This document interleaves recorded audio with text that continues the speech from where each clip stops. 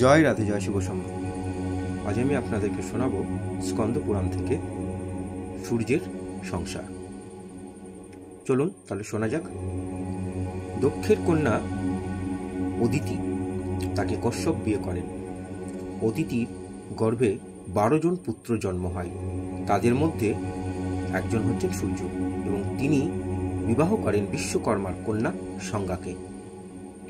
সংজ্ঞার গর্ভে সূর্যের প্রথম পুত্র বৈবস্বর মনু, তারপরে জন্ম নিল যম, এবং শেষে একটি কন্যা নাম যমুনা।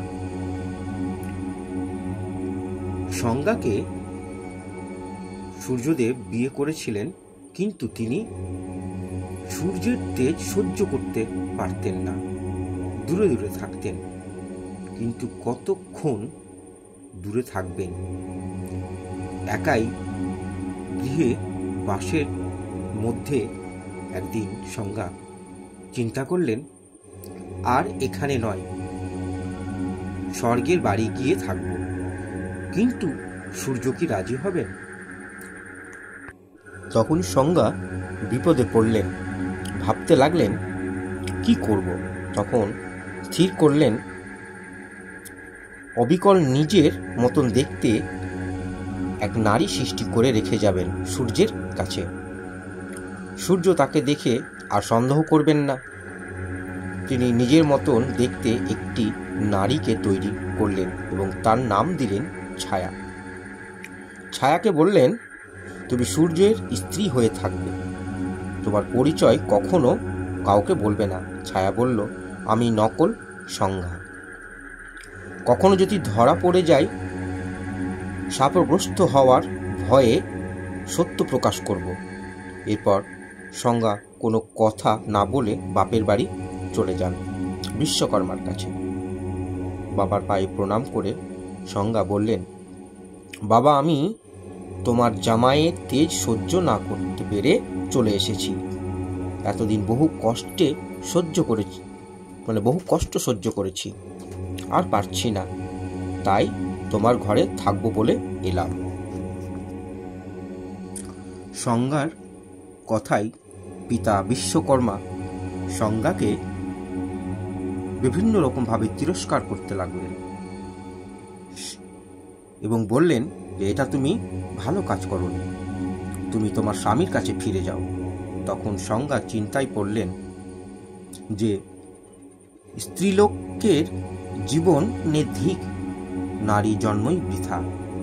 প্রথম জীবনে পিতার আশ্রিত, দ্বিতীয় জীবনে স্বামীর আশ্রিত, আর তৃতীয় জীবনে পুত্রের আশ্রিত হয়ে থাকতে হয়।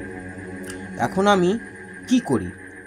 যেতে পারবো না সেখানে, কারণ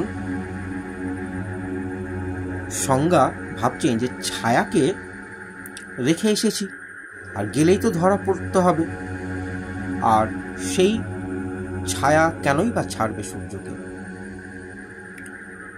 এখানে থাকলে রোজ রোজ পিতার কথা শুনতে হবে, তাহলে এখন আমার মঙ্গল হবে কেমন করে? অতএব সংজ্ঞা তপস্যা করবেন বলে ঠিক করলেন। তিনি বরফের রূপ ধারণ করে উত্তর মেরুতে গেলেন এবং সেখানে সর্বলোকের অজ্ঞানতা দূর করবেন। স্বামীর তেজ সহ্য করবার উদ্দেশ্য কেবলমাত্র লতা পাতা খেয়ে কঠোর তপস্যা করতে শুরু করলেন। সূর্যদেব ছায়াকেই পত্নী মনে করলেন এবং ছায়ার গর্ভে শনি নামে পুত্র ও তপতী নামে কন্যাকে সৃষ্টি করলেন। এখন ছায়া সংজ্ঞার 3টি ছেলে মেয়ে ও নিজের 3 ছেলে মেয়ে, মোট 6 জনকে দেখাশোনা করছেন। কিন্তু স্বাভাবিকভাবেই নিজের সন্তানদের স্নেহ বেশি করতেন। বৈবস্বত মায়ের আচরণ সহ্য করে নিতেন, কিন্তু যম খাদ্য সামগ্রী, অলঙ্কারাদি আর লালন পালনাদি ব্যাপারে উত্তম শনি ও তপতির প্রতি মায়ের বেশ অনুরাগ দেখে সহ্য করতে না পেরে বাল্য অবস্থায় ক্রোধের বশে পা তুলে মায়ের প্রতি ভর্ৎসনা করতে থাকেন। তখন ছায়া যমকে অভিশাপ দেয়, ওহে, তুমি আমাকে আঘাত করার জন্য যা পাপ করেছিলে সেই পা তোমার খসে পড়বে। অভিশাপ শুনে যমদেবের ভয় হলো, ছুটে গেলেন বাবার কাছে। বাবাকে বললেন যে, বাবা, মা আমাকে অভিশাপ দিয়েছেন। মা তো সব ছেলে মেয়েকে সমান চোখে দেখবেন, কিন্তু তিনি তা না করে উত্তম সব থেকে বেশি শনি ও তপতির প্রতি বেশি স্নেহ দেখান। তাই আমি রেগে গিয়ে পা তুলেছিলাম, পদাঘাত করেছি, তাতে মা অভিশাপ দিলেন। বাবা মায়ের অভিশাপে আমার পা খসে না পড়ে তার ব্যবস্থা করুন। সূর্যদেব বললেন, ছেলে অপরাধ করলেও মা কখনো পুত্রকে অভিশাপ দেন না। আমার মনে হয় তিনি যে তোমাকে অভিশাপ দিয়েছেন, নিশ্চয় তা কোনো কারণ থাকবে।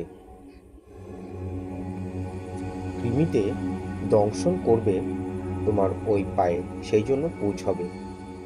তারপর সূর্য অন্তঃপুরে পত্নীকে বললেন, হে ভামিনী,